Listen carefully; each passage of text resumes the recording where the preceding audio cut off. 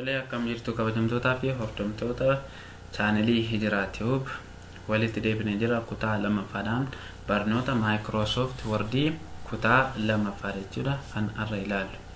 Microsoft Word akkuma kutaa tokkoffaa keessatti ilaalle turre banuudhaaf jalqaba start kan jettu irratti kilik goona. Kilikii yeroo godhu yeroo hundumaa maawuzii kiyya gara harka bitaa irratti yookiin left click irratti kilik godha. Next all apps kan jettu kanarra click godha. Then scroll down and find Microsoft Office.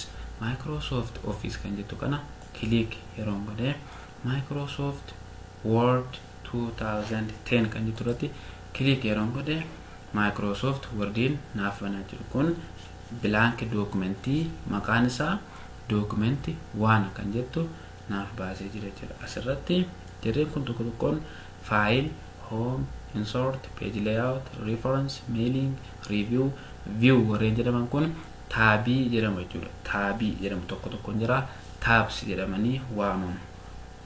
Tokko tokkoon jiraatiin ilaalle jechuudha. Jalqaba file kan jettu kana maal? File jechuun maal of jalatti qabattee jirti kan jedhu ilaalla.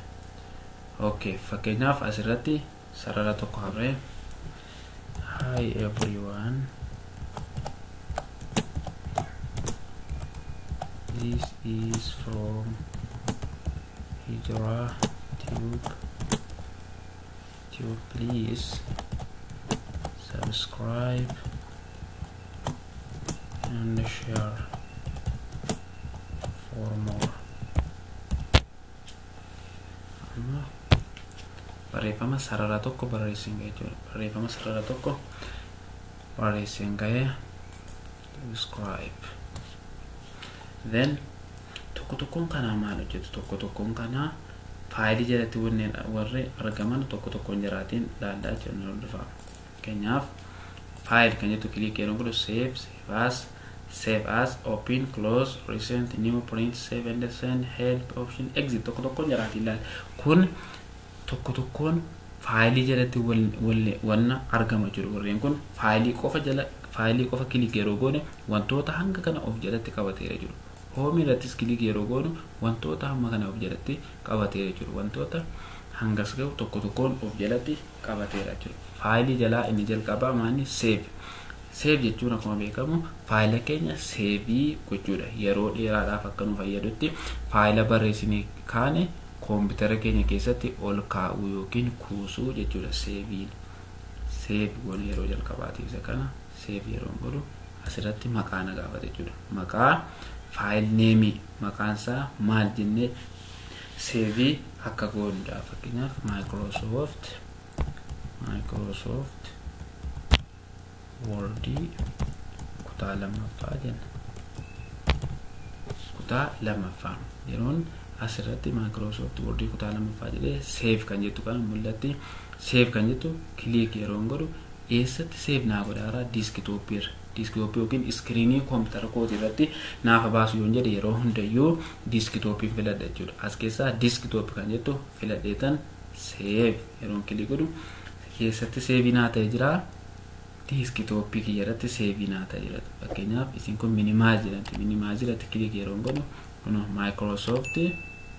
Microsoft Word kutaa lammaffaa jedhee jira. Isii kana banuudhaaf kaarsarii kee asirratti fideetan left click yookiin maawuzii kiyyarraa gara harka bitaa yeroo lama click godha jechuudha. Yeroo lama click godha jechuudha. Isii kana banuudhaaf yeroo double click godhu naaf banamaa jechuudha. Then what the difference between save and save as? Save fi save as in garaagarummaan jira maanni? Save yeroo godhu fakkeenyaaf save yeroo godhu save ta'e jira jechuudha. Fakkeenyaaf barreeffama anasitti barreessee jiru save ta'eera jechuudha. Bakka osoo nan filachiisin simply quick access idumaan save godhee jira jechuudha.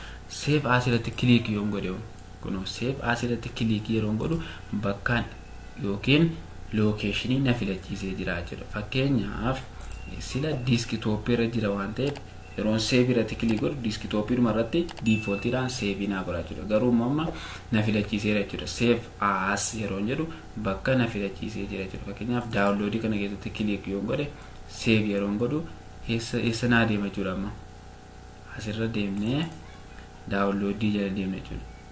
faayila keenya keessa galee download kan jettu irratti kilik yeroo godhu kunoo asirratti save naa godhee jira jechuudha. Bakka na filachiise. Save asiin garaagarummaan isaa kana save asii yoo goone bakka nu filachiisee bakka nuti barbaadne irratti save nu godha. Garuu immoo save qofa kan jettu select goone yoo ta'e bakka duraan save itti ta'ee jiru sana bakka osoo nu filachiisin ofii isaatiif bakka dura save itti godhe sana keessatti save nu godha jechuudha. Bakka filachuu yoo barbaadne save asii filannaa jechuudha. Inni lamaffaan open jechuun banuu jechuudha. Waan biraan qabu faayila duraan keessatti kuufannee jiru banuu jechuudha. Fakkeenyaaf open yoo tuqe kunoo as keessaa faayila garaagaraa kana select yoo goone open goone jechuudha. Fakkeenyaaf isii kana irratti kilik godhee open yoo jedhe kunoo kanuma naaf banaa jechuudha faayila duraan jiru. Close jechuun immoo faallaa isaatiin isa sila banamee jiru cufuu jechuudha. Fakkeenyaaf kilik yeroo godhu kunoo kan asirratti sila banamee jiru cufameera jechuudha. Ma open bira deemee nan banaa jechuudha. Open yeroo godhu banamaa jechuudha. Inni itti aanu recent kan jettu faayila yeroo dhiyootti banee deebi'ee tartiibaan naa kaa'e jennaan faayila recent jechuun as dhiyootti waanan har'aa fi kaleessa banee fayyadame sana naaf agarsiisaa jechuudha. New jechuun faayila haaraa create yookiin immoo dookumentii haaraan irratti barreessu dookumentii haaraa naaf banee jechuudha. New kana click yoo goone new irratti click yoo godhe kun na filachiiseera jechuudha. Inni kun blank document bakka duwwaa jechuudha.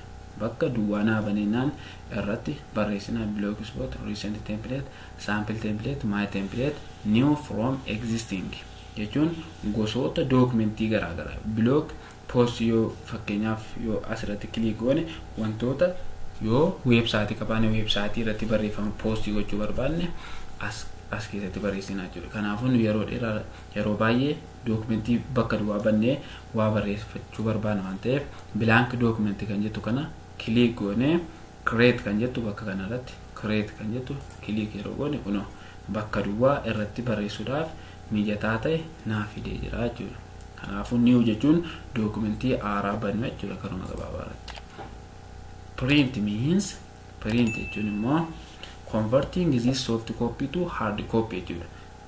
Print jechuun barreeffama koompitara keenya keessatti barreessine gara waraqaatti jijjiiruu jechuudha. Maal fayyadamuudhaan koompitara keenyaa fi meeshaa printer jedhamu fayyadamuudhaan printii goonaa jechuudha. Fakkeenyaaf printerii kana keessatti waan hedduu ilaaluu dandeenya. Print yeroo kilik godhu kunoo print copies copy meeqa barbaaddee naan jedhaa jira. Copy meeqa barbaadaa jirta fakkeenyaaf kan duraan banne faayila keenya bannee print gochuuf akka nu mijatutti kunoo isa kana amma print barreeffamatti kana print yoo gochuu barbaade fakkeenyaaf saayizii isaa akkasitti mul'atutti nu guddisa xiqqoo isii kana yoon print gochuu barbaade isii kana print gochuun barbaade faayila bira dhufeen print kan jettu click godhee kunoo kun waraqaa irratti akka nu ba'utti preview jechuun yeroo waraqaa irratti ati baafte akkas fakkaataa jedhee asirratti nu agarsiisa. Number of copy fakkeenyaaf asirratti copy keenya 5 godhee print yoon click godhe maal godha? Hi everyone, this is from Hijratio. Please subscribe and share for more kan jedhu kan waraqaa 5 irratti nu baasa jechuudha. Waraqaa 5 irratti nuuf baasaa jechuudha. Copy 5 godhee nu baasaa jechuudha. Microsoft Print to PDF kan jedhu kun immoo bifa PDF itti nu jijjiiruu jechuudha. PDF jechuun portable document format jechuudha. Bifa PDF itti nu deebisee nuuf kaa'aa jechuudha. Print all pages kan jedhu filatamee jira. Print all page jechuun peejii hunda yoon peejii 5 barreessee jiraadhe peejii 5 printii naa godhi jechuudha. Isa kana keessaa immoo dhiiseetan as keessaa select ni print all page. Print current page jechuun peejii amma nutti mul'ataa jiru kana qofa print naa godhi jechuudha. Print custom range jechuun immoo range kaa'e peejii tokko hanga 5tti print naa godhe peejii 3 hanga 4tti print naa godhe de range nuti keenya hanga barbaanne keessa range nuti itti kennine yookiin peejii tokko hanga 2 hanga 3 yookiin 4 hanga 5 hanga barbaanne filannee peejii hanga siitti naaf baasi jennee kan ajajnu jira. Fakkeenyaaf fuula 30 barreessine kaane peejii 5 hanga 10 qofa print godhuu waraqaa irratti baasuu barbaanne yoo ta'e asirratti barreessine peejii hanga siitti fakkeenyaaf peejii 12 naaf baasi yoon jedhee custom range keenya keenyee fi irraa jechuudha. Peejii 12 naa baasaa jechuudha asirratti. Inni kan biraan print one sided saayidii tokko qofa naa baasii jechuudha. Kun saayidii tokko peejii keenya gara irra keessaatti barreesse ka'ee fakkeenyaaf waraqaa hangoo irratti waraqaa sana gara galchee dudduuba isaarrattis yoon barreesse isa kana keessaa peejii isa irra keessaa qofa naa baasii jechuudha. Inni kun print one sided jechuun as keessaa filadhee manually print on both sides yoon jedhe peejii lamman irratti yoo kan barreeffame nuuf baasaa jechuudha. Inni kun collated jechuun immoo 1 2 3 1 2 3 sadiin walitti aansee kan nu baasu jechuudha. Portrait orientation kan jedhu kun waraqaa keenya naannessuu jechuudha. Portrait orientation kan jedhu kana kunoo akkuma sitti mul'atutti waraqaan keenya normaali ta'ee dhaabbateeti kan jiru. Asirratti kilik godhee yoon landscape orientation jedhe kunoo waraqaan kakko hin naanne jechuudha. Waraqaa garagalchinee dheeraa ta'e kun sarara lamatti kan ba'ee jiru sarara tokko qofatee jira jechuudha. Maaliif waraqaan keenya garagalee dheeratee waan jiruudhaaf landscape kana portrait irratti yoon godhe kunoo waraqaan qallatee jira waan ta'eef sarara lamatti naa baasee jiru. Kanaafuu inni kun waraqaa keenya naannessuu fi dhiisuu jechuudha. Letter inni kun immoo normal letter statement legal jedhanii jedhaman kun inni keenya inni kun means waraqaa keenya xiqqeessuu fi guddisuu jechuudha. Marginiitti goonee waraqata keenya xiqqeessinee guddisnee baasuu barbaadnedha jechuudha. Inni kunis mirrored, wide, moderate, narrow, normal kan jedhu kun waraqaa keenya marginii goonee fakkeenyaaf barreeffama asii hanga asitti barraa jiru kana margin godhee waraqaa koo hanga kana fakkeenyaaf hanga kana godhee walakkaa kanatti akka inni naa barreessu yoon godhe asirratti na filachiisaa jiru. Inni 1 page per sheet kan jedhu kun 2 page per sheet 4 page per sheet jechuun waraqaa silaa peejii 2 yookiin waraqaa silaa peejii 4 irratti barreeffamu peejima tokko irratti naaf baasii waraqaa koon qusadha. Waraqaa koo qusachuun barbaada yoon jedhe 4 pages per sheet waraqaa silaa peejii 4 irratti barraa'u peejii tokko irratti naaf baasii jechuudha filachuudha jechuudha. Isiin kun kanaaf kan nu barbaachisu yeroo baay'ee waraqaa keenya qusachuudhaaf kan nu barbaachisudha.